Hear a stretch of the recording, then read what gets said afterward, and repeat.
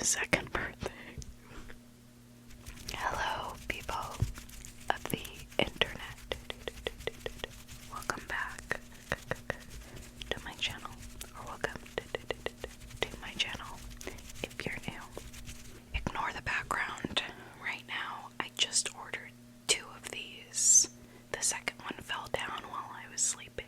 I still have yet to put it up, so bear with me. Tonight's spooky Reddit is no sleep, but plot twist will be sleeping. Before we get started, don't forget to like, subscribe, and comment down below. And if you have your own spooky, scary stories that you would like for me to read in a future video, email this email right here, which is also available in the description down below. No sleep, no sleep, no sleep, but all the sleep. If you're afraid to sleep, you're in the right place. No Sleep is a place for Redditors to share their scary personal experiences. So let's get started. Some of these may be fictional. I keep hearing so many things about no sleep. Never go to a strip mall after the stores close. That is what this story is called. My husband and I have a strange tradition. A few times a week we go walk our local strip mall at night. It's a way for our kids to burn off some extra energy before bedtime. Just a quick little trip, then right to bed. Usually a few stores are still open, but tonight, since it was Sunday, everything was closed. Still, we got the kids out and headed for the brightly lit walkway. Ha! Look, I said, pointing to the open sign at the thrift store. My husband shrugged. Maybe they're still open. I peered into the dark little store. The still rows of clothing hanging in the darkness. I doubt it. We continued down the walkway past the seamstress dry cleaning place. Clothing hung behind the counter and a huge sewing machine sat in the window, the needle piercing the beige square cloth. Ahead of us, one of the fluorescent lights was out, a patch of shadow next to the butcher shop. We all stared at the meats under the glass display, neatly packed for tomorrow's customers. Making me hungry, my husband said, and I laughed. You're so funny, husband. That's not what the story said. I just added that quote. The next store was one that had been out of business for a long time. There was no sign, just a blank space of faded concrete with the ghost words, barber. The windows were papered over, but they weren't always. I remember several months ago looking in at the darkened hallway that stretched to the back, at the small piles of leaves and debris that pulled in the corners. I wondered if the paper meant something was finally moving in. Come on, you can run faster than that. I looked up. My husband and our 2 boys had already run far ahead of me. They were almost at the end of the strip mall at the Wegmans. We love me some Wegmans, okay? I took a final glance at the empty store, then ran after them. The Wegmans, which was usually open at this hour, was closed. Yeah, they don't close usually until like midnight. Let me stop. I just love Wegmans. It's expensive, but like when you're going there to get hot food, don't get me started. Shout out to Wegmans. If you're watching this, Wegmans, sponsor me. Call me. Seeing the grocery store empty and dark was a little unnerving. Usually it was bustling with shoppers even late at night. Sounds about right. We then turned around and continued back towards the other side of the mall, towards our car. But when we passed the empty store again, I stopped. There was a rip in the paper. I stared at the window, my reflection looking back at me. Then I leaned forward. The rip was small, only about an inch wide, but it was big enough to see inside, inside. I leaned in, but I didn't see a dark, empty store on the other side. I saw an eye. I leapt back and screamed. My husband and my kids came running. I stared at the hole, but there was no one there, just darkness. My husband, confused, paused for a second and then broke into a run after us. But as we passed the other stores, I saw things. The butcher shop.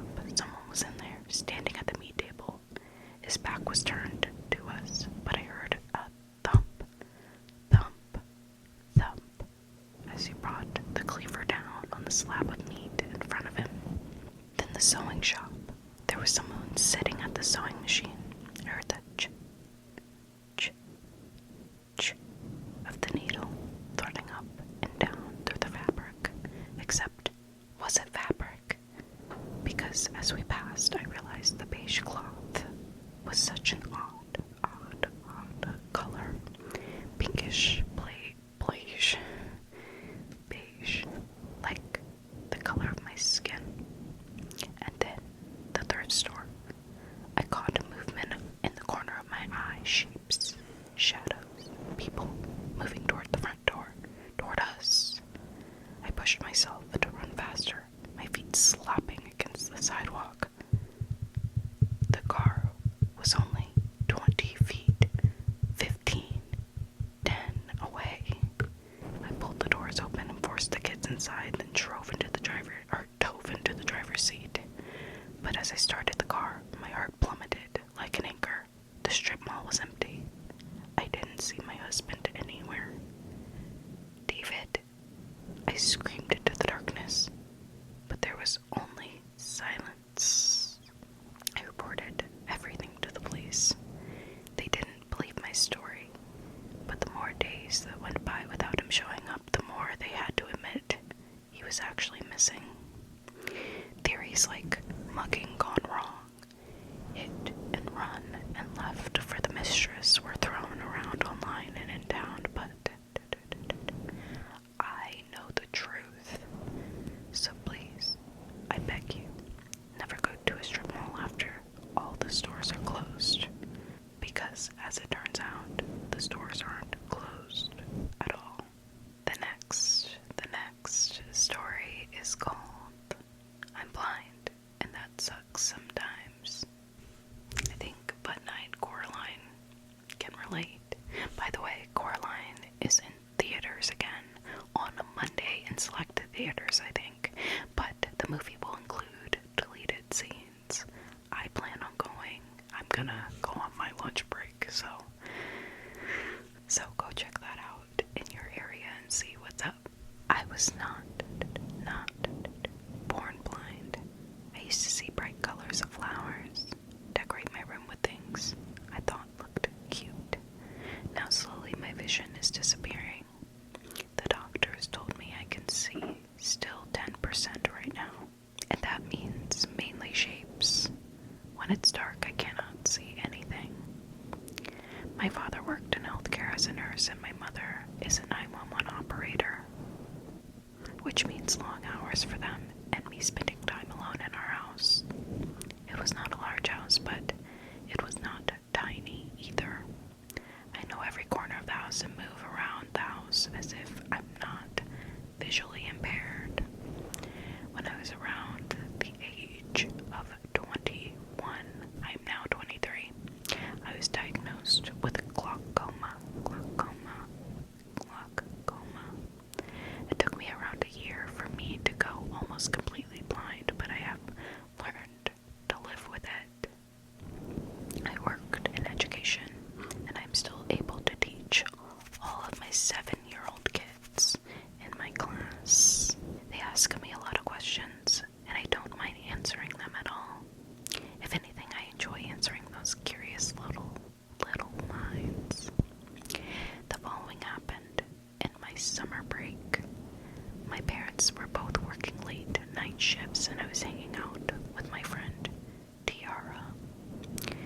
Usually when she comes over, she stays for a long time. She is like the only person I can tolerate for more than 24 hours. If you know, you know. We both finished watching, listening to our favorite series, both tired from binge watching and a few tears left on her cheeks because of the sad ending of it. Shortly after she left and I went up to clean, I left the remaining popcorn for me to eat as I put on a podcast to listen to while loading the dishwasher. I heard a chime from my phone and the voiceover started reading the message Tiara sent. I'm home. Good night and thanks for the fun day. I smiled and my podcast continued. The podcast talked about strange disappearances a few towns over, labeling it as a cold case. I huffed as the disappearances are still happening, thus I do not think the case is that cold yet. I turned off the kitchen lights and moved way through the hallway towards the living room, and I let myself fall back onto the comfy couch, reaching for a bowl of popcorn when my phone chimed.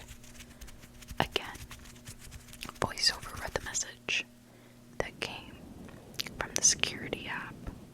Person detected. Backyard. The voice said, I found my brows. Is Tiara back? Or maybe it was a squirrel. Most of the times, the system picked up those things like their people do. I waved it off as being a squirrel and went back to listening to my podcast while shoving handfuls of popcorn into my mouth. After 2 minutes, my phone chimed.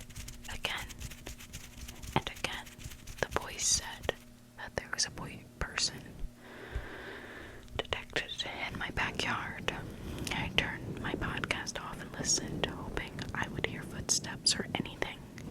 I asked Siri my battery percentage, and when he mentioned it was 40%, I was slightly relieved. Phone in my hand, I made my way back to the glass window, listening closely, but not being able to see anything in the pitch dark. The lights of the living room reflecting. I leaned my ear against the glass, hoping to hear anything.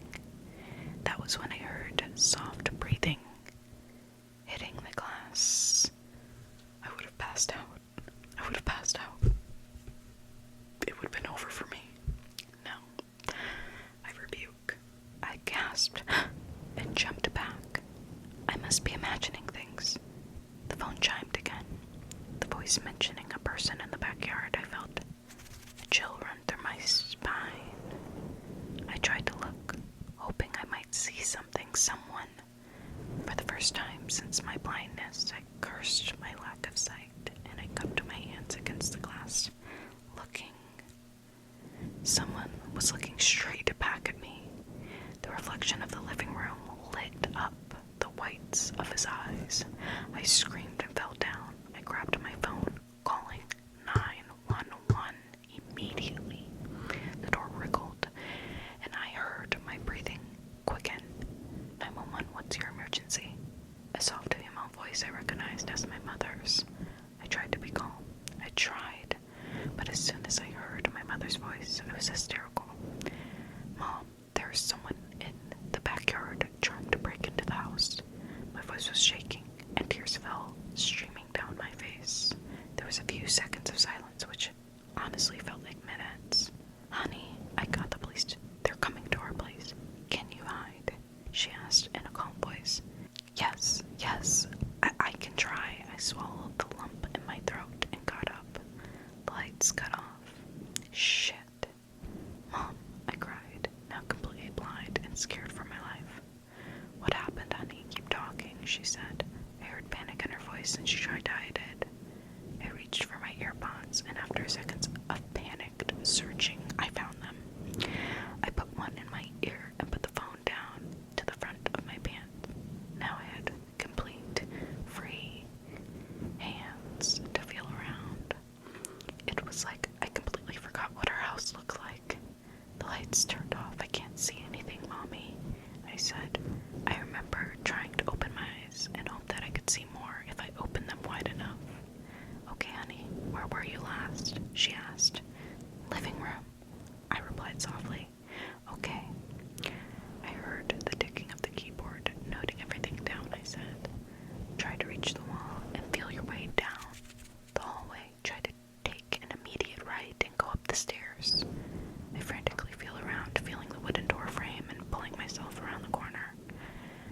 the stairs, and once I felt them, I rushed upstairs. That's when I remembered I did not lock the front door after Tiara left the house. Fuck. Mom, I have to lock the front door, I said in a panic. Honey, don't. Just hide. The police will be there in 7 minutes, she said, but I did not listen. I have to lock the front door.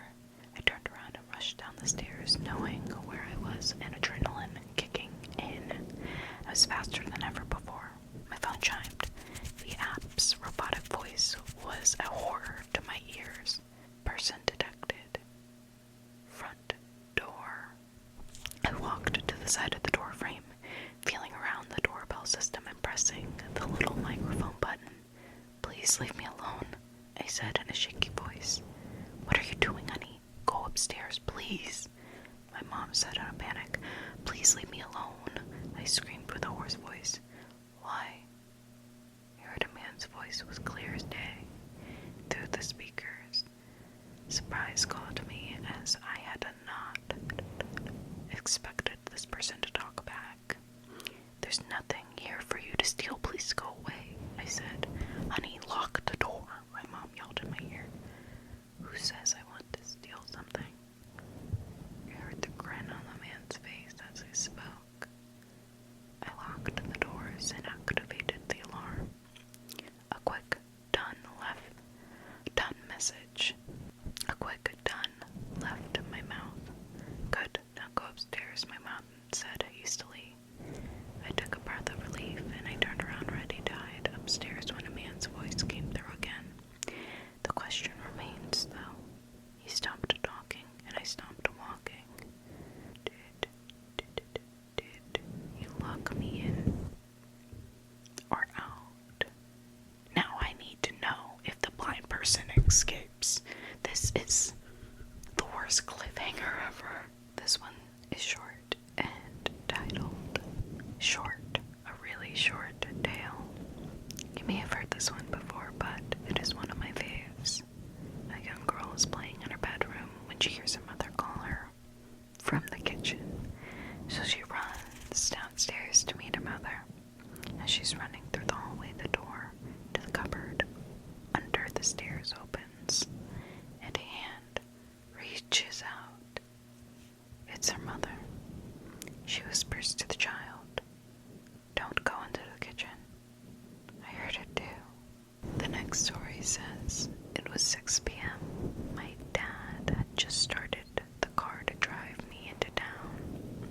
I heard a voice from downstairs. It was my dad's.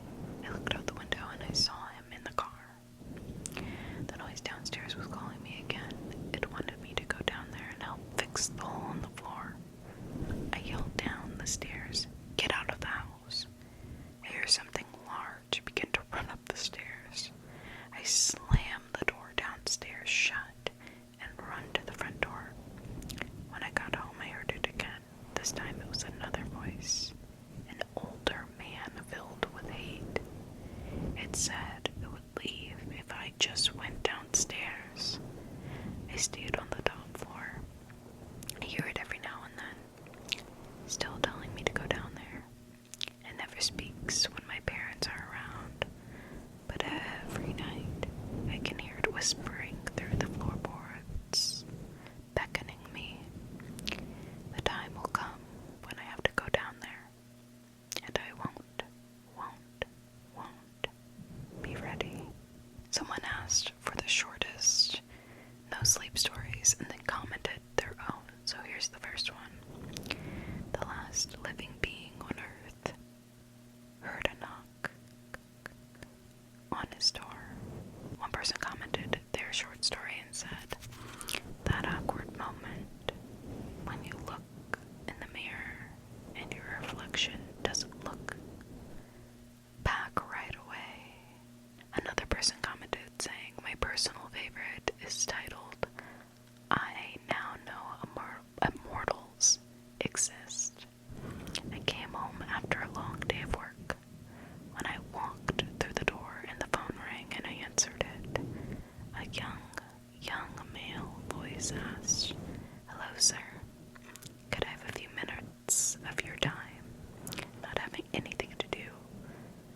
said, "Sure."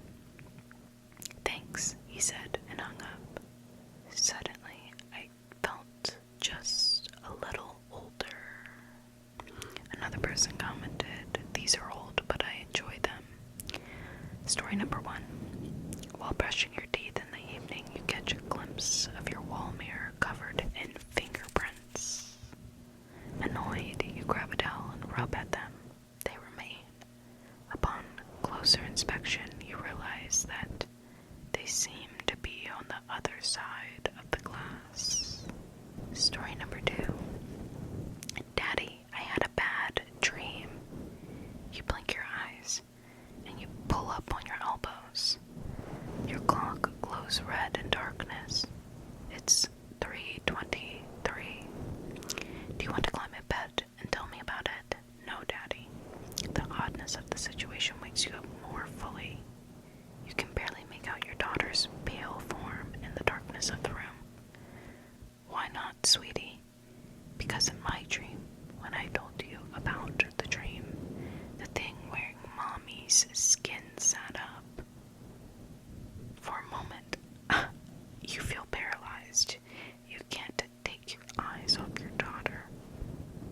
The covers behind you begin to shift. The next story. As a child, I find myself having dreams of waking up in the middle of the night to a large, dark figure standing at my doorway. Afraid I'd cover up my face with my sheets and force myself to wake up. I had this dream happen to me consistently for a week straight, with the same dark figure standing by my doorway, and I tried waking up. I never thought much of it, and figured my parents would have mentioned something if they saw it being their room, located across from mine. A few years ago, I was having breakfast with my father, and we were on the topic of dreams and nightmares we had. I haven't seen him in a while because of being away for college. We were having a good time laughing and really enjoying our company, when I thought it would be really fun to bring up the figure standing by my bed for a week straight. The laughter stopped, and my father got quiet. After a long pause, he grabbed my arm and whispered, "I saw it too."